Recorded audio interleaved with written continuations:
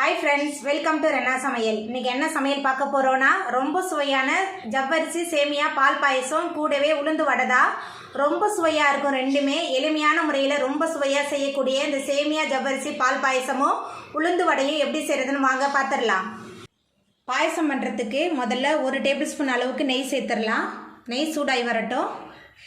நெய் சூடாயிட்டு 10 போல முந்திரி பருப்பு சேர்த்துடலாம் முந்திரி பருப்பு சேர்த்துட்டு நல்லா வறுத்துடலாம் முந்திரி பருப்பு நல்லா வறுபட்டு வந்துருச்சு இப்போ இதை நம்ம தனியாக எடுத்து வச்சிடலாம்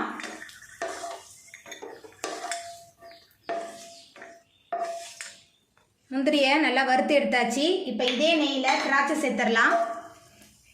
திராட்சை சேர்த்துட்டு திராட்சையும் நல்லா வறுத்துடலாம் திராட்சை சேர்த்துட்டு திராட்சையும் நெய்யில் நல்லா வறுத்தாச்சு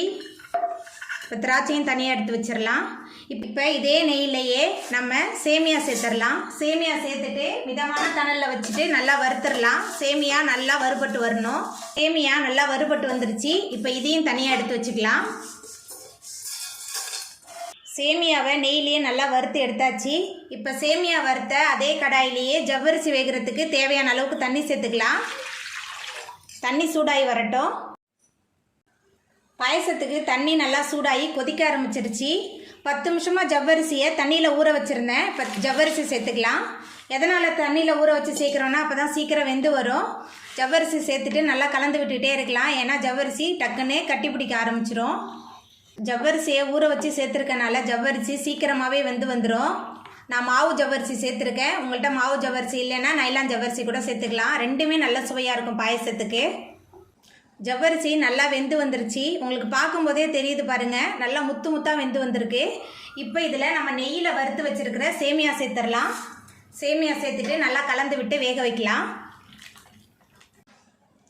சேமியா நல்லா வெந்து வந்துருச்சு இப்போ இதில் நம்ம பசும்பால் காய்ச்சி வச்சுருக்கேன் 1/2 லிட்டர் பசும்பால் சேர்த்துக்கலாம்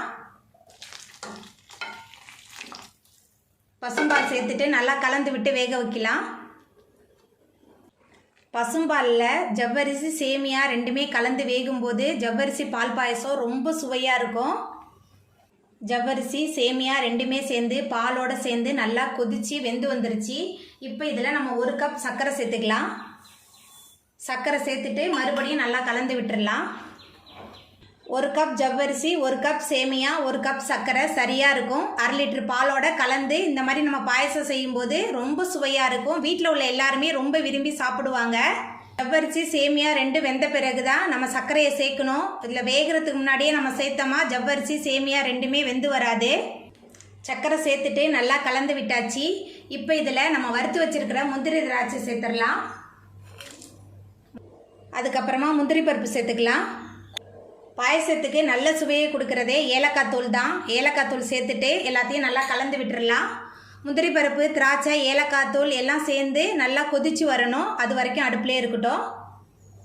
முந்திரி திராட்சை ஏலக்காய் தூள் எல்லாமே சேர்ந்து நல்லா கொதிச்சு நம்மளோட சுவையான ஜவ்வரிசி சேமியா பால் பாயசம் சூப்பராக ரெடி ஆகிட்டு இப்போ நம்ம அடுப்பை ஆஃப் பண்ணிடலாம் உளுந்து வடை பண்ணுறதுக்கு முதல்ல வெள்ளை உளுத்தம் பருப்பு 1 கப் சேர்த்துக்கலாம் கூடவே 1 டேபிள் ஸ்பூன் அளவுக்கு இட்லி அரிசி இப்போ ரெண்டுத்தையும் சேர்த்துட்டு நல்லா அலசிட்டு வந்துடலாம் உளுந்து அரிசி ரெண்டையும் சேர்த்துட்டு நல்லா அலசிட்டு மூழ்கிற அளவுக்கு தண்ணி சேர்த்துருக்கேன் இப்போ 4 மணி நேரத்துக்கு நல்லா ஊற வச்சிடலாம் வடைக்கு உளுந்து ஊற வச்சு நல்லா 4 மணி நேரம் ஆகிட்டு பாருங்கள் எவ்வளோ சூப்பராக ஊறி வந்திருக்குன்னு இப்போ மிக்ஸி இல்லைன்னா கிரைண்டரில் சேர்த்து நம்ம அரைச்சிக்கலாம் நான் இன்றைக்கி கிரைண்டரில் தான் சேர்த்து அரைக்க போகிறேன் உளுந்து வடை பண்ணுறதுக்கு நல்லா வெண்ணெய் போல் நான் அரைச்சி எடுத்துகிட்டு வந்துட்டேன் இதை கொஞ்சமாக தண்ணியில் விட்டு பார்த்தா மேலே மிதக்கணும் அதுதான் சரியான பக்குவம் இப்போ இதில் பொடியாக நறுக்குன சின்ன வெங்காயம் சேர்த்துக்கலாம் சின்ன வெங்காயம் சேர்க்கும் போது தான் நல்ல சுவையாக இருக்கும் உளுந்து வடை சின்ன வெங்காயம் சேர்த்துட்டு நல்லா கலந்து விட்டுடலாம் சின்ன வெங்காயம் சேர்த்துட்டு நல்லா கலந்தாச்சு இப்போ இதில் பொடியாக நறுக்குன கொஞ்சமாக இஞ்சி சேர்த்துக்கலாம் கூடவே கருவேப்பிலை கொத்தமல்லி பச்சை மிளகாய் எல்லாம் சேர்த்துக்கலாம் எல்லாமே உங்கள் காரத்துக்கு தகுந்த மாதிரி சேர்த்துக்கோங்க அதுக்கப்புறமா உப்பு சேர்த்துக்கலாம் பெருங்காயத்தூள் சேர்த்துக்கலாம் பெருங்காயத்தூள்லாம் சேர்க்கும்போது உளுந்து வடை நல்ல மணமாகவும் இருக்கும் சுவையாகவும் இருக்கும் எல்லாத்தையும் சேர்த்துட்டு நல்லா கலந்து விட்டுடலாம்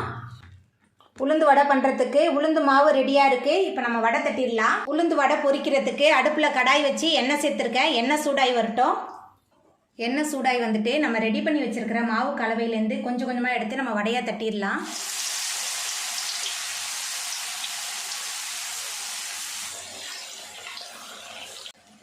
வடை ஒரு பக்கம் நல்லா பொரிஞ்சு வந்துருச்சு. நம்ம அடுத்த பக்கம் திருப்பிடலாம்.